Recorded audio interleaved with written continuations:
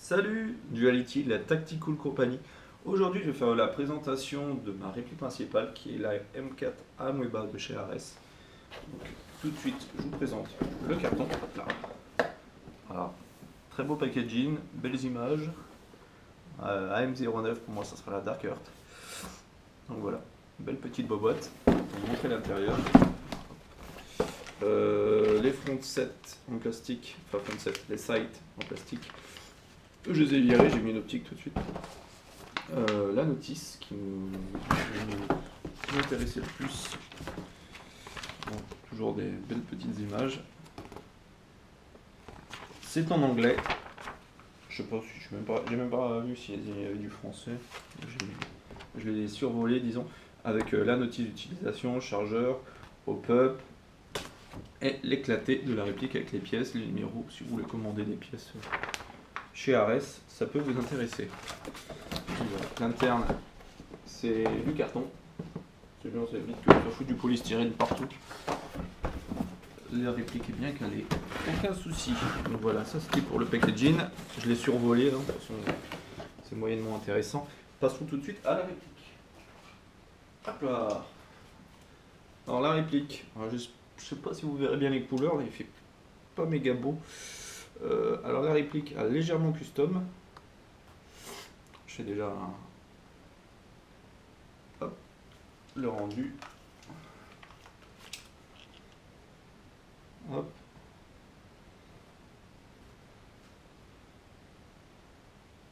Voilà. Alors j'ai changé extérieurement, essentiellement j'ai changé la crosse. À la base c'était ça. Alors d'une j'aime pas trop, ça fait un gros truc. Peut-être pour SR25 ou les snipes ça sera peut-être pas mal, mais ça fait un gros truc énorme. J'aime pas du tout. Par contre il y a largement de la place pour loger des tristiques ou de la batterie, il y a même de la place là, et de vous éclater. Par contre c'est les plastocs avec un pad pour épauler, ça glisse. C'est pour ça que j'ai pris une Veltor, pas de caoutchouc. De toute façon, moi la batterie je le mets dans le tube, pas emmerdé. La réplique, les composantes, les matériaux je veux dire, la crosse c'est plastique, corps polymère de très bonne qualité. Après il y a des éléments en fer dedans, en ferreux, ou de l'alliage alu, de toute façon c'est froid en tout cas, c'est déjà du métal. Trappe d'éjection, le sélecteur, la détente, le ball catch et éjection de chargeur. Front set, il est en ferraille aussi, c'est de l'alliage alu aussi je pense. Silencieux, je l'ai rajouté. C'est spécifique à Moeba, c'est-à-dire qu'on peut le visser sur le cache-flamme avec des beaux marquages et tout ça. Sinon, oui, je l'ai rajouté. J'ai monté le T1 dessus, à la base j'avais un EOTech. Bon, ça affine un peu, EOTech ça c'est un gros pavé. Là ça reste rectiligne pour la visée, c'est plus que jouable. On lève la tête, on est pile dedans, pas besoin d'ajuster. Donc voilà, belle petite réplique. D'origine elle tapait à 3,80. Bon, c'était excessivement élevé, surtout que j'ai pas trop l'habitude de jouer avec des fortes puissances comme ça. Par l'anti-snipe encore ça peut être jouable, mais je suis passé à 3,30. Je suis en M100 il me semble. M100, canon de précision et joint gardeur. Gardeur Prometheus. Ça c'est selon votre convenance. Canon de précision, je suis en Amatsu par contre. Amatsu, très bonne marque, ça vaut du prom.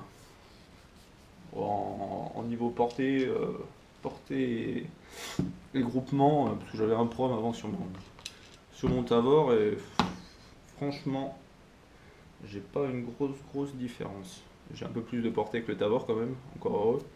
J'ai 10 cm de plus, mais... Donc voilà, qu'est-ce que je peux vous dire de plus? Je vous ai dit la puissance, je vous ai dit les matériaux. L'interne, j'ai changé ça. Au niveau de la gear, oui, gros point que j'ai pas dit, c'est qu'il y a un MOSFET intégré. Donc pour 220 €, même voire moins, vous aurez un MOSFET intégré à la réplique, ce qui est très intéressant vu le prix des MOSFET qui sont des pièces rajoutées en général et qui sont de qualité, disons, moyenne, dans la durée, dans le temps. Donc là, oui, vous avez un MOSFET donc, avec paramétrable. Alors d'origine, je ne sais pas comment il est paramétré, c'est pour ça que j'ai pris ça. Programmateur, je crois qu'il coûte 35 boules sur Soft Entrepôt. Vous avez la sélection de batterie si vous tournez une IMH. En lipo 3 cell, 7-8 ou 11-1. Hop, vous faites Enter. 7-8 ou 7-9, c'est fou que vous dites la merde. Lipo Senseo, c'est 7-4, voilà. Histoire de pas dire de la merde. Voilà, vous avez la sélection. Safe semi-auto, safe semi 3 burst 3 billes. C'est ce que j'aime moi. Safe burst auto et safe semi pour ceux qui veulent faire de l'anti-snap, ça c'est très intéressant. Moi je suis en safe, semi et burst. Burst des fois c'est intéressant si vous avez un bourrage ou un misfeed avec les chargeurs des fois. Ça les déclenche un peu avec les vibrations, ça. Mais bon, c'est qu'un détail. Voilà, en interne, où est-ce que j'ai changé pour gagner un peu en puissance sans rajouter un ressort plus fort, j'ai changé la tête de cylindre, tête de piston, et je crois que j'avais un piston en pièces qui me restait. J'avais pas mal de pièces en fait, j'ai mis ce que j'avais. Ça fait que ça fait un beau petit bruit, une belle petite réactivité qui est déjà très très bien d'origine. Alors j'ai pas de bidon de chargeur donc dans le pub, j'ai déjà tiré avant. C'est pour ça que j'ai pas de lunettes de toute façon.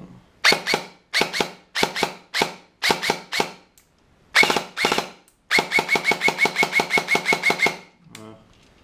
Alors, rien à dire. C'est un beau petit bruit, c'est bien réactif. Donc voilà. Bon, je crois que j'ai fait le tour de la réplique. De toute façon, si j'ai oublié quelque chose, laissez-moi un message dans les commentaires. J'y répondrai quand j'aurai le temps et j'essaierai d'être assez réactif. Je peux aussi rajouter une petite touche sur le chargeur. Il y avait un chargeur quand même fourni avec. Il y avait ni billes, de toute façon les billes en général c'est de la merde, et ni batterie. C'est dit normalement, il le dit sur le site, si vous commandez chez Soft Entrepôt, si c'est pas en stock. Voilà, bon, c'est un e-cap, celui-là il est un peu fatigué, mais avec la petite tige, la cartouche apparente. Bon, il fait très bien l'affaire. Moi j'ai commandé des mid-cap en plus. Je finirai sur les mid-cap avec un conseil, c'est de les roder. C'est-à-dire si vous pouvez les ouvrir, ouvrez-les. Or pour cela il me semble qu'il y avait une vis où le ressort sort facilement, ça se fait de plus en plus. Donc vous dévissez, vous sortez la vis, vous mettez un coup de silicone. Le mieux encore, vous ouvrez et vous nettoyez parce que des fois il y a de la merde, donc ça glissera, ça fidera beaucoup mieux les billes. Par contre, des fois il y a vraiment des chargeurs de merde et vous pourrez les nettoyer autant de fois que vous voulez, ça fera de la merde. Dernièrement, je crois que j'ai commandé des chargeurs chez Soft Entrepôt. Si je le tiens dans. Dommage. Je crois que c'est la marque OPS. C'est pas les cours. Parce que les cours ils feed après entretien, nickel. Par contre, l'emport en billes et l'unité, je crois que j'en fais 60 dedans. 60 c'est pop pop. Ah, il est là. Voilà, c'est OPS. Alors, c'est la même marque qui fait les petits, mais en long. C'est une daube internationale. C'est même. Ouais, je sais pas où Soft Entrepôt ils vendent ça, c'est vraiment de la grosse merde. Même avec deux, vous en faites pas un. J'ai dû les ouvrir une fois. Je vais vous montrer. Au niveau de l'encoche, ça c'est pété là. Encore ça tient parce que ça force. Sinon ça tiendrait pas. Mais c'est une daube, donc je vais voir si je dois mettre 50 billes dedans. Alors en fait, je joue avec les cours. Voilà. Bon, c'était le petit conseil gueulante de la fin. J'ai un peu débordé sur la présentation. Bon, je le couperai peut-être au montage, je verrai. Donc voilà. Bon, bah merci de m'avoir regardé et à bientôt pour une prochaine présentation. Merci.